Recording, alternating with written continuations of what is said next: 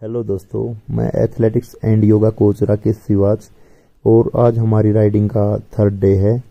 आज हम मलाना गांव से निकल चुके हैं और इसके हसीन और सुहानी वादियों को देखते हुए हम सुबह का टाइम है लगभग 6:30 से 7 o'clock के आसपास का, और हम यहां से जा रहे हैं। बहुत ही अच्छा गांव था। यहाँ के अपने ही रीति रिवाज हैं, अपने ही कानून हैं और यहाँ के लोग किसी चीज को छूने पर उसका जुर्माना लेते हैं।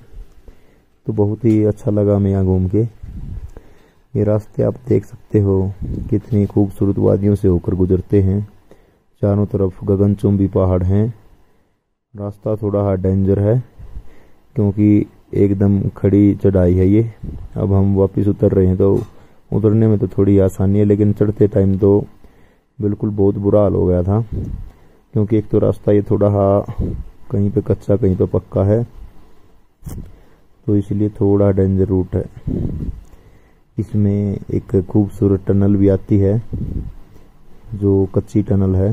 देख सकते हो आप किस तरीके से इसको बनाया गया है। बहुत ही खूबसूरत है ये। और इस टनल को क्रॉस करके हम दोबारा फिर से हसीन वादियों का आनंद लेने लगे और धीरे धीरे हम चलते हुए नीचे उतरते जा रहे थे। लगभग हमने हाफ रास्ता तय कर लिया था। बहुत ही खतरनाक रास्ता है। साइड में खाई आप देख सकते हो, अगर ऊपर से कोई गिरे तो बंदे का कुछ भी नहीं बचे। बहुत ही डेंजर रूट था। फिर हमें दिखाई दी बहुत सारी भेड़ बकरियां। बहुत ही बड़े बड़े बाल होते हैं इधर पहाड़ों में भेड़ बकरियों के, और बहुत खूबसूरत होती हैं। और साथ में एक डॉगी भी चल रहा था इनके भेड़ों के बीच में। और फिर भेड़ों को चराने वाली जो ताई थी उसने हमसे बातें की बहुत सारी और बहुत हमें बेस्ट ऑफ लक बोला। हमसे पूछा कि आप कहाँ से आए हो। वह फिर हमने उसको राम राम किया और वहाँ से निकल गए। और फिर वही खतरनाक रूट स्टार्ट हुआ। ये नीचे आप जो देख रहे हो ये बैराज है जहाँ बिजली बनती है। मलाना बैराज नाम इसका। और इसी तरह हम जरी होते हुए वापस कसोल वाले रोड पे पहुंच गए। कसोल वाले रोड पे पहुंच के हमने फिर सीधा रूट लिया वापस भवंतर का। और भवंतर तक पहुंचने में हमें आध घंटा 45 मिनट के समथिंग टाइम लगा। और उसके बाद भवंतर पहुंच के हमें वहां से मनाली वाला हाईवे मिल गया सीधा भवंतर से मनाली, जो 4 लेन रोड है एकदम मस्त।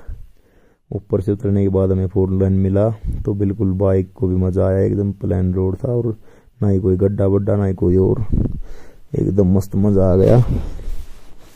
और ऐसे ही चलते चलते हम कुल्लू के पास पहुंच गए।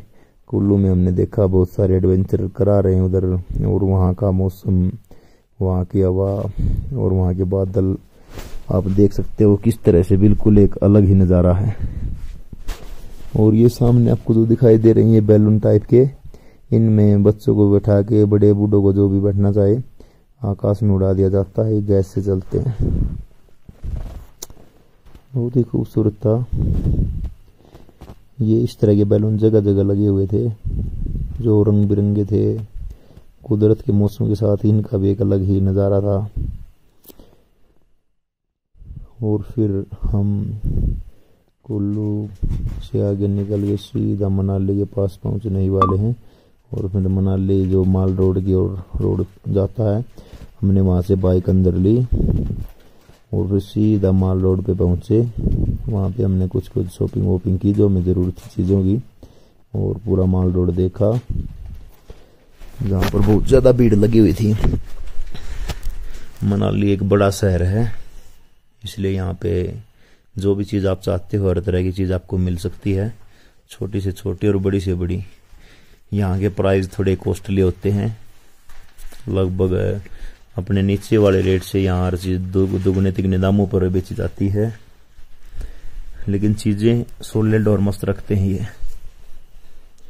हमने बहुत सारी चीज़ें देखी और जो जो ज़रूरत थी हमने वो खरीद ली। ये ताऊ से चश्मा लिया हमने। चश्मे का रेट ये 350 से कम बोल ही नहीं रहा था 100 रुपये वाले चश्मे का। फिर हमने मनाही कर दिया।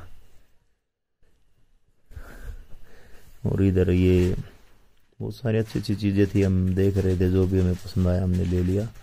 बाकी आप मार्केट को देख सकते हो। बहुत ही खूबसूरत मार्केट है। ये काठ पे लिखे हुए नाम है मनाली वगैरह, बहुत खूबसूरत थे ये। अच्छी अच्छी कियोस्क लगी हुई थी यहाँ पे।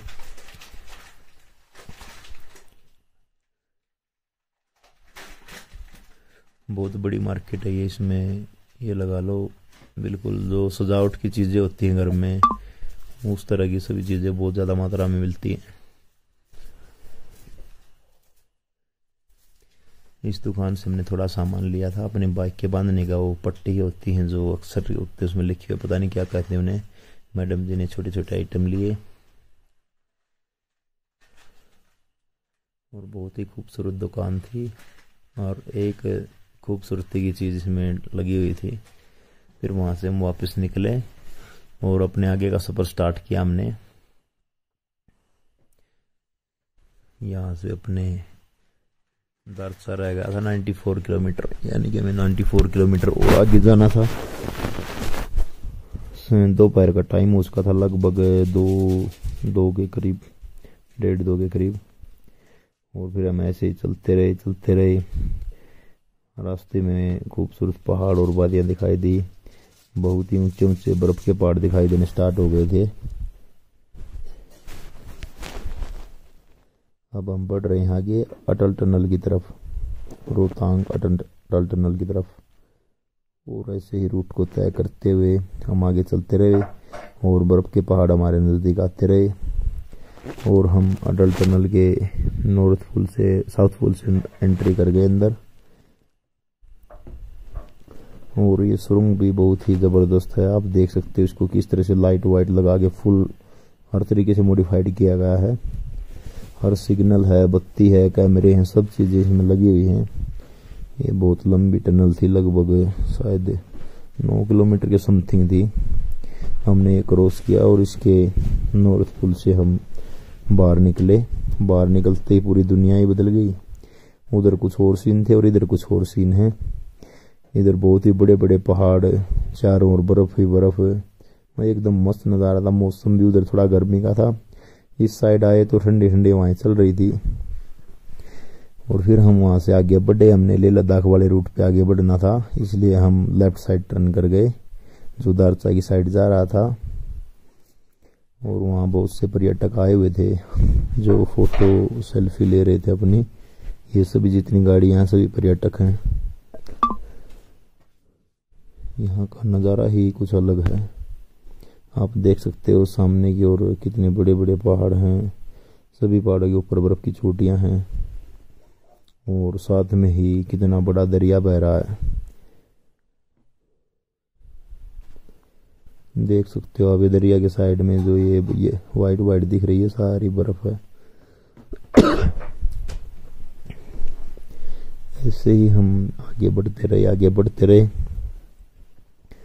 खूबसूरत रास्तों को तय करते हुए।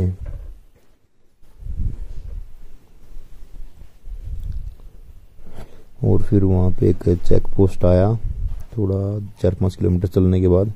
वहाँ से हमने अपनी एंट्री करवाई। 50 रुपये में एंट्री हुई थी हमारे के आगे उस लाहौल वाले इलाके में घुसने का, जो कुछ चार्ज लेते होंगे ये। तो मैडम जी ने वहाँ से पर्ची ली। पर्ची लेके वापस बैग पैसे लिए मैडम जी ने 150 रुपये।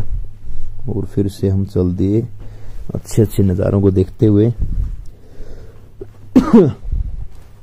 आप देख सकते हो ये जो पहाड़ हैं, सभी पहाड़ों में झरने हैं। हर पहाड़ में झरने गिर रहे हैं, बहुत सारे झरने थे वहाँ पे। यहाँ पे ये झरने बिल्कुल रोड पे गिरते हैं। लोग इनके नीचे गाड़ियाँ बाइक खड़ी करके इनको वॉश कर रहे थे इधर ही ठंडे ठंडे पानी से। और फिर हमने लाहौल में एंट्री कर ली।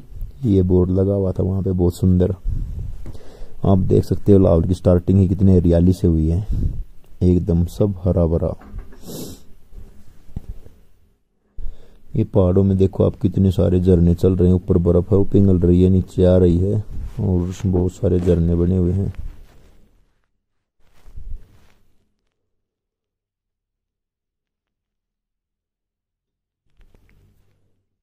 बहुत ही जबरदस्त नज़ारा था। फिर हम यहाँ से जिस्पा के पास पहुँच गए जहाँ पे कैंपिंग वैम्पिंग करवा रहे थे रुकने के लिए, स्टे के लिए।